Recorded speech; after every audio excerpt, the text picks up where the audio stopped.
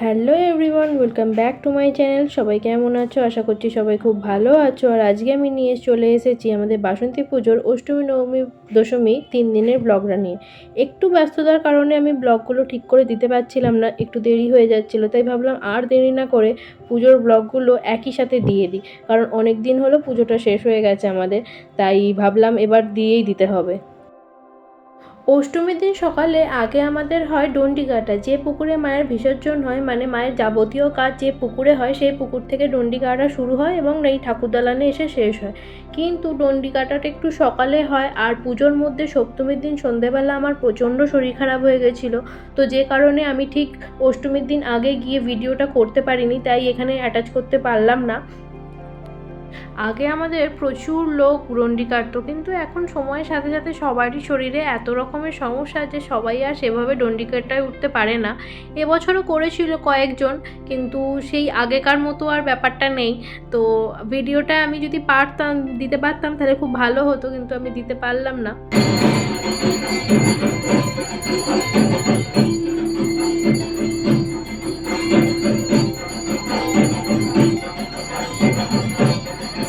ডন্ডি কাটার পরই শুরু হয়ে যায় পুষ্পাঞ্জলি আরতি, একে একে নানান পুজো।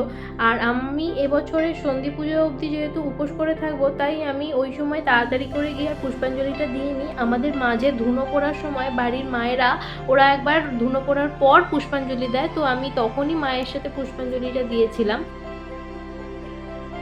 আমাদের অষ্টমী পুজোর দিন একটু দম ফেলার সময় থাকে না, কারণ এত পুজো থাকে। আমাদের অষ্টমীর দিনকেই কুমারী পুজোটা হয়ে যায়। আর এই যে ধুনো পোড়ায় তো একটা বিশাল লাইন থাকে, কারণ প্রচুর মেম্বার যারা ধুনো পড়বে।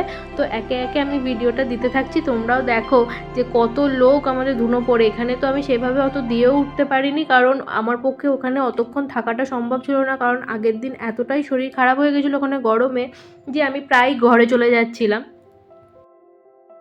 আর ধুনো পড়ার পরের এই ব্যাপারটা আমার তো দারুণ লাগে। যিনি ধুনো পড়ে ওঠেন তার কোলে গিয়ে ছোট থেকে বড় সবাই একবার বসেন, ছোটরা আশীর্বাদ নেন তার থেকে। ওটা খুব পুণ্যের মনে করা হয়, তাই আমরা সবাই ওইটাকে খুব মজা করে নিই ব্যাপারটা, কারণ এই ছোট ছোট ব্যাপারগুলোই আমাদের কাছে তখন খুব আনন্দের হয়ে ওঠে। আর এদিকে যে কুমারী হবে সে চলে এসেছে, তো তাকে এতই মিষ্টি দেখতে, সবাই এখন তাকে আদর করতে ব্যস্ত হয়ে উঠেছে। আর এদিকে একের পর এক ধুনো পোড়া চলতেই থাকছে। ঢাকিরা যে কতক্ষণ ঢাক বাজাতেই থাকে, যতক্ষণ ধুনো পোড়া হয় তার কোনো কথা হয় না। লাস্টে ওরা খুব ক্লান্ত হয়ে যায়।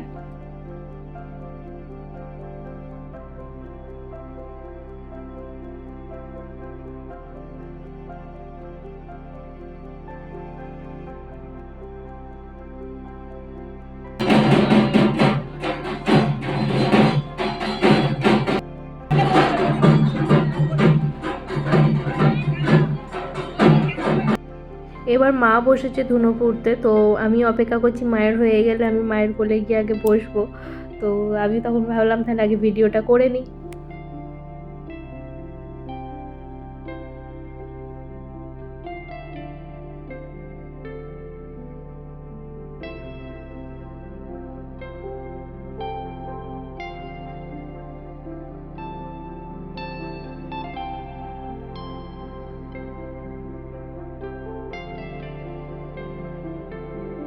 এই ব্যাপারটা দেখতে যতটাই ইজি মনে হোক না কেন, ব্যাপারটা একদমই ইজি নয়। এইভাবে বসে থাকা, এইভাবে আগুনটা নিয়ে থাকা, সবাই রীতিমতো হাত পা কাঁপতে থাকে, কিন্তু শুধুমাত্র মায়ের নাম করে সবাই উতরে যায় ব্যাপারটায়।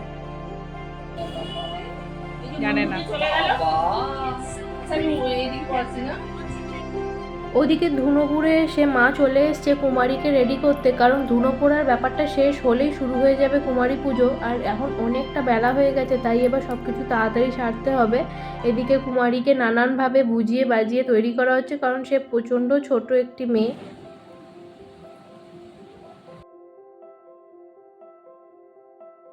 কুমারী পুজোর সময় থেকে আমার সেভাবে আর ভিডিও করে ওটা ওঠেনি, কারণ আমাদের বাড়িতে সেদিনকে অনেক লোকজন এসেছিল, তো সেই সব লোকেদের অ্যাটেন্ড করতে গিয়ে আমার সেভাবে আর ভিডিও করা হয়নি। এবার চলে এসেছি আমাদের সন্ধি পুজো, মানে বিকালবেলা পড়েছিল যেটা, তার আগে আমাদেরকে এরমভাবে প্রদীপগুলোকে রেডি করে নিতে হয়। সবাই মিলে হাত লাগিয়েছি, কারণ আর বেশিক্ষণের সময় বাকি নেই সন্ধি পুজো শুরু হতে।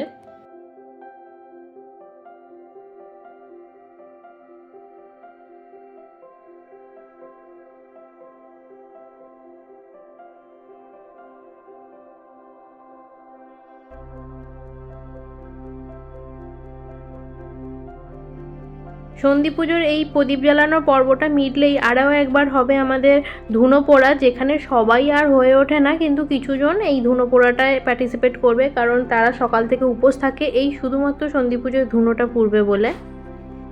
সন্ধি পুজোটা যেহেতু একটু টাইমের ব্যাপার, তাই জন্য প্রচণ্ড হুড়োহুড়ি লেগে যায়, যেহেতু টাইমের মধ্যে পুরোটাই শেষ করতে হবে।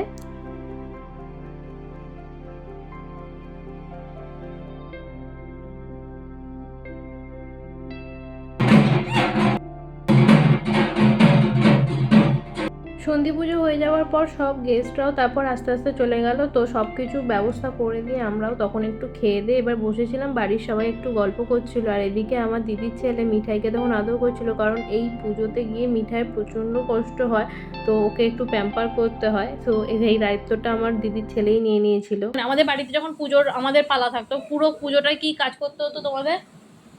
আমাদের কি কাজ করতে গো বদ্রি ভাই? আমাদের কাজ করতে লোকে তো করে দিত, তারপর আদার্স একটু একটু জিনিসগুলো করতো। সব থেকে বড় কথা হলো আমাদের ছাদে প্যান্ডেল হতো, তারপরে কুচি মেয়েরা করতে যায়, মানে আবির দিয়ে কাপড় কাচা, এই কাচা, আর ওই যে কাপড়গুলো আমি রঙিন বানানো।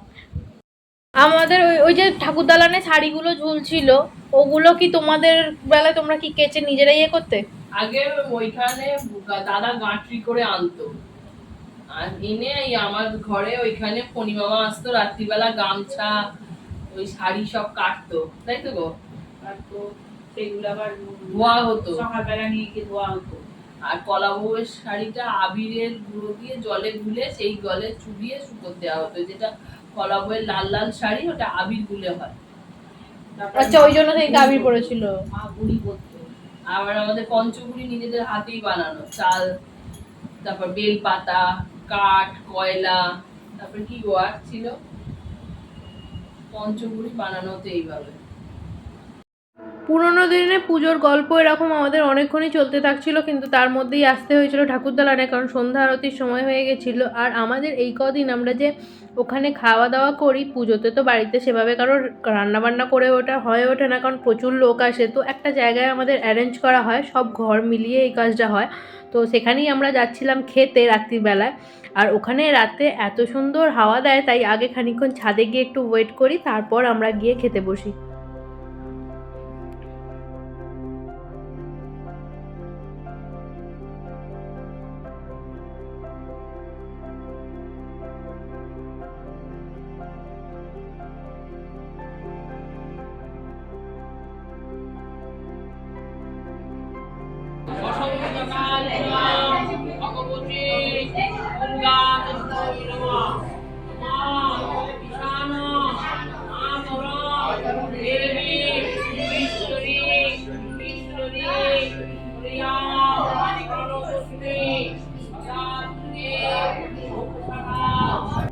নবমীর দিন সকাল, আর সবাই রেডি হয়ে চলে এসেছে পুষ্পাঞ্জলি দিতে, কারণ বহুবার পুষ্পাঞ্জলি হয়, সবাই তো অ্যাট এ টাইম আসতে পারে না, তাই অনেকবারই হয়। আর আজকে আমি তোমাদের সাথে শেয়ার করব যে প্রথম দিন বলেছিলাম একটা কথা, যে এখানের ব্যাপারে একটা রহস্য আছে, তো সেটাই বলি।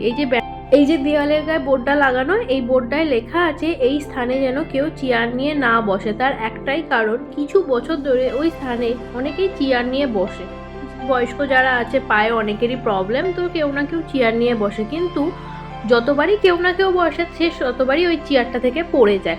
তো এবছরও সেম, কেউ না কেউ চেয়ার নিয়ে ওখানে বসছিল, তো সেও এরম চেয়ার থেকে পড়ে যায়। তখন ওখানে জিজ্ঞাসা করা হয় গুরুদেবকে যে কেন এই ঘটনাটা বারবার ঘটে, তো তিনি বলেন যে ওই ঘরটার পাশটায় হচ্ছে আমাদের ষষ্ঠীর ঘর বসানো, তো সেই স্থানে কি চেয়ার নিয়ে বসাটা ঠিক, কিন্তু আমরা আসলে কেউই সেইভাবে আগে থেকে কখনো ভেবে দেখিনি।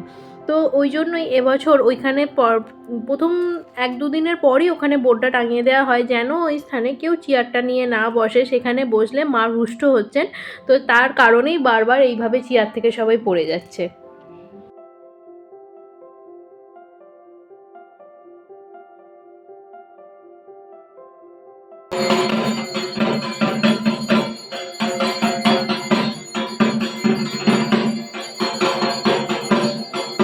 পুষ্পাঞ্জলি হয়ে যাওয়ার পর শুরু হয়েছে আরতি, আর তাই সবাইকে এই আরতির তাপ দেওয়া হচ্ছে, আর এদিকে মা করছে ঠাকুরকে বাতাস, কারণ এই আরতি হয়ে গেলেই শুরু হবে হোমের ব্যবস্থা, কারণ এরপরই শুরু হয়ে যাবে আমাদের নবমীর দিনের হোম।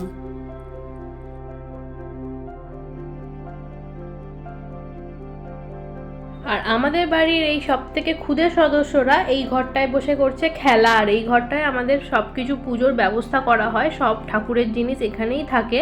তো ওরা এইখানটায় বসে খেলা করছে, কারণ এই জায়গাটা একটু ঠান্ডার, বাইরে প্রচণ্ড গরম হয়ে আছে।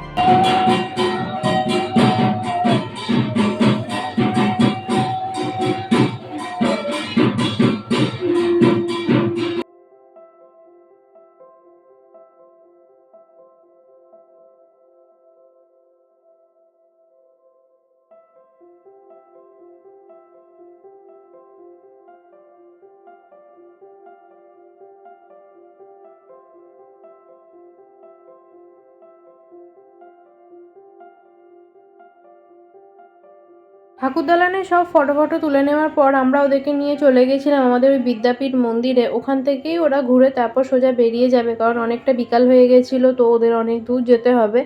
তো ওরা ওখান থেকেই চলে গেল।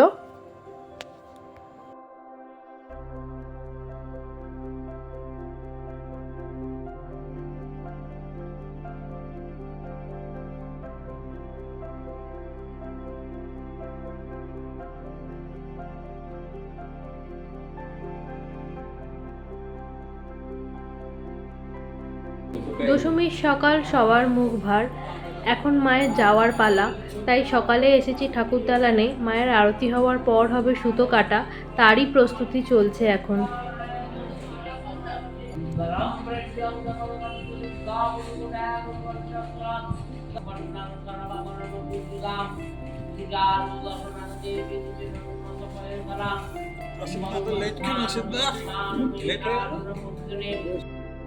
स्वाहा ओम अपानय स्वाहा ओम समानय स्वाहा ओम दानय स्वाहा।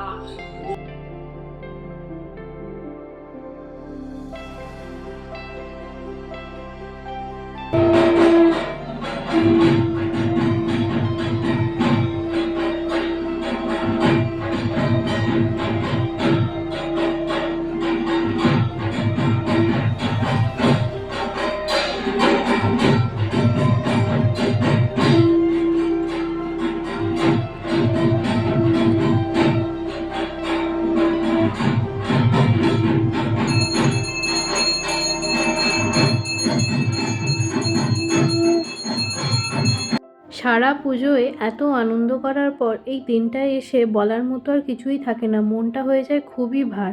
তাই এই জায়গাটায় আর কিছু নাই বা বললাম। মায়ের আরতি পুজো সব হয়ে যাওয়ার পর, সুতো কাটার পর এবার হচ্ছে মায়ের গা থেকে গয়না খোলার পালা। আর এদিকে মা, পিসিরা আর নতুন বৌদি ভাই মিলে বসেছে দধিকর্মা মাখতে। আর মেয়েরা যেখানে থাকবে সেখানে তো হই হই হবেই। লেখাটা দেখলেই বুঝতে হবে যে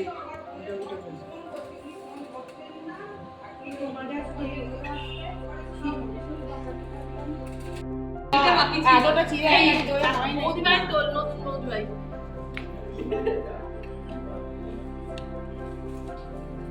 চলেছে।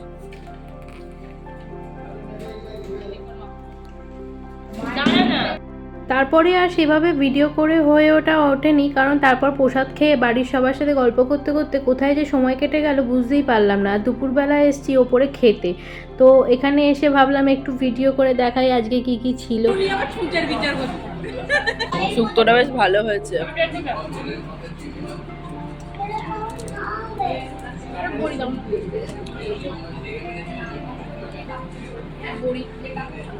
মেনুতে ছিল ভাত, শুক্তো, ডাল, ঝুড়ো আলু ভাজা, এঁচোড়, চিংড়ি মাছের মালাইকারি, মাছের ঝাল, চাটনি, পাঁপড়, মিষ্টি, পান।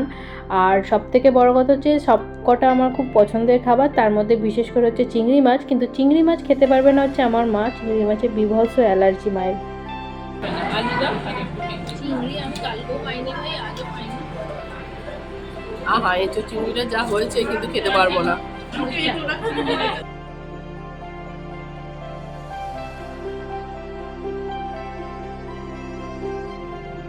আর এই পুজো কদিন সেভাবে গরমে খেতে পারি আর না পারি, ওপরে গিয়েই সবার সাথে হই হই করে খেতে যাওয়ার আনন্দটাই একটা আলাদা। এটা সারা বছর অপেক্ষা করে থাকি পুজোর সময় সবার সাথে দেখা হবে কখন, আর সবার সাথে এইভাবে হই হই করে খেতে যাব কখন। কারণ ওখানে গেলে সবার সাথে এত গল্প আড্ডা মজা করি যে খেতে যাওয়ার আনন্দটা দ্বিগুণ হয়ে যায়।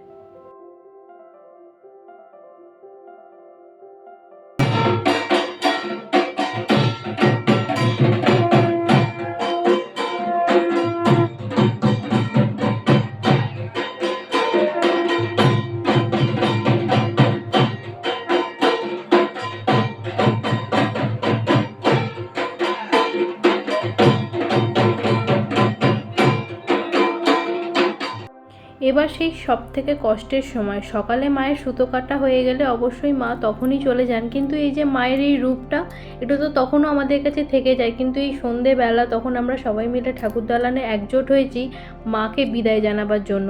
তাই এখন বেদি থেকে নামিয়ে মাকে আমাদের ঠাকুর দালানের উঠোনে নামানো হচ্ছে। এবার হবে মায়ের বরণ। বরণের ব্লগটা অনেকটাই বড়, তাই আমি এই ভিডিওতে বরণের ব্লগটা অ্যাটাচ করতে পারছি না। আমি ছোট ছোট ক্লিপ অ্যাড করে দেবো, কিন্তু বরণের ব্লগটা যদি তোমরা দেখতে চাও অবশ্যই তাহলে মিঠাইয়ের সংসার পেজটাকে ফলো করে নিও। ইউটিউবেও চ্যানেল আছে, ফেসবুকেও পেজ আছে, তাই ওখান থেকে তোমরা বরণের ব্লগটা দেখে নিতে পারবে। আমি ডেসক্রিপশন বক্সে মিঠাইয়ের সংসার পেজের লিঙ্কটা অ্যাড করে দেবো, ওখান থেকে গিয়ে তোমরা দেখে নিও।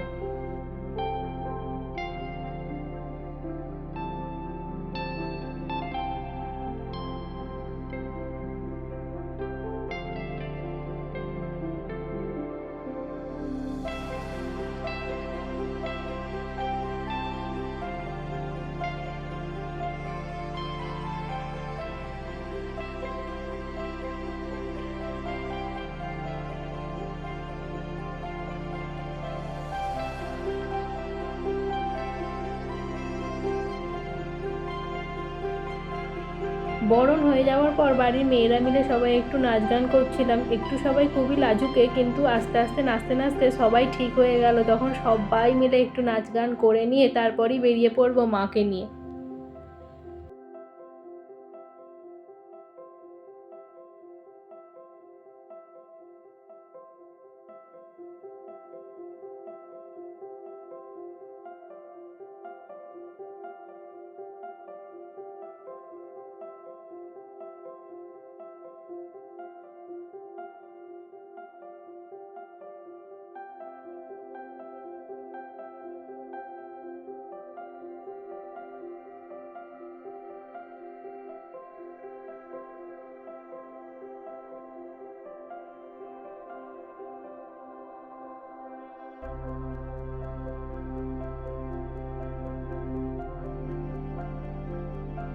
নাচ গানের শেষে এবার মাকে নিয়ে বেরোনোর পালা। এখান থেকে বার করে তারপর মাকে ট্রলারে তোলা হবে। আগে মাকে কাঁধে করে তুলে নিয়ে যাওয়া হতো, কিন্তু এখন আর সেভাবে তো সম্ভব হয় না, তাই ট্রলার করা হয়েছে, তাই ট্রলারে টেনে নিয়ে যাওয়া হয় মাকে।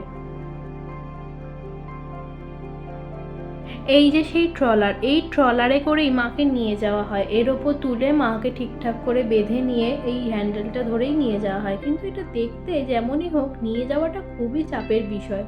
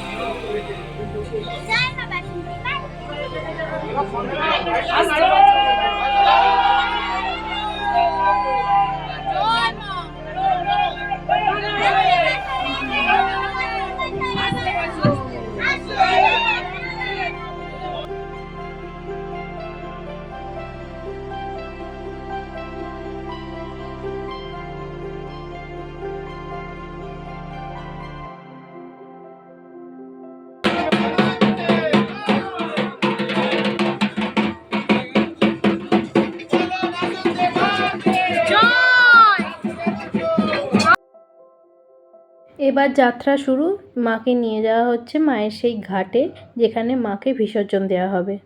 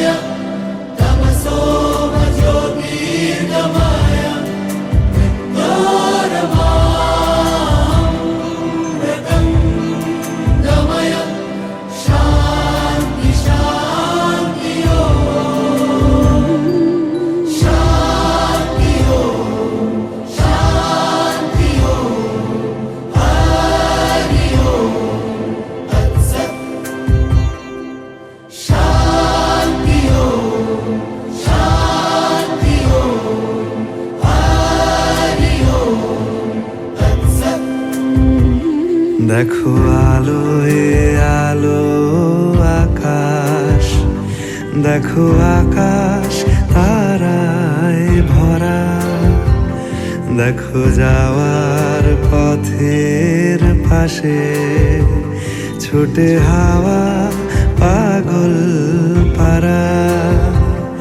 এত আনন্দ আয়োজন সবই বৃথা আমায় ছাড়া। ভরে থাকুক আমার মুঠো, দুই চোখে থাকুক ধারা। এলো সময় রাজার মতো, হলো কাজের হিসেব সারা।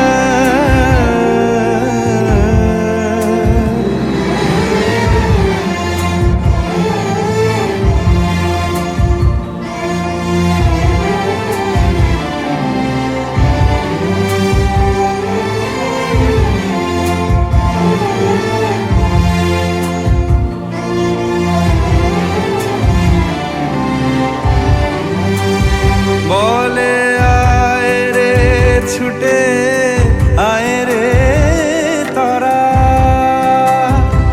হেথা নাই গো মৃত্যু নাই কো যারা।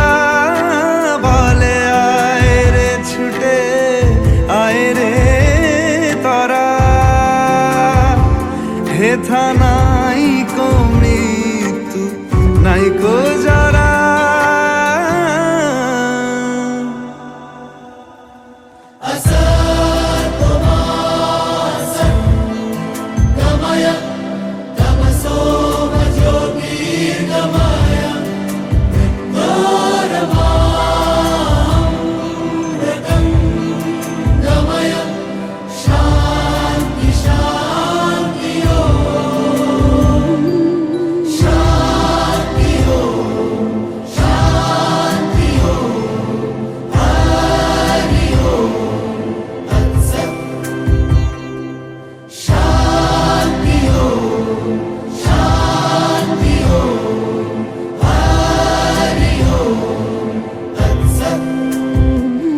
দেখো আলোয় আলো আকাশ, দেখো আকাশ তারায় ভরা, দেখো যাওয়ার পথের পাশে ছোটে হাওয়া পাগল পারা। এত আনন্দ আয়োজন সবই বৃথা আমায় ছাড়া। ব্লগটা তাহলে এখানেই শেষ করলাম। আমার ব্লগ যদি তোমাদের ভালো লেগে থাকে তাহলে অবশ্যই একটা লাইক, কমেন্ট, শেয়ার আর সাবস্ক্রাইব করে দিও। আর যদি আমার ব্লগটা তোমরা কেউ ফেসবুক পেজ থেকে দেখে থাকো তাহলে ফেসবুক পেজটাকে ফলো করে দিও। Thank you. খুব তাড়াতাড়ি এসেছি নতুন কোনো ভিডিও নিয়ে, ততক্ষণের জন্য টাটা।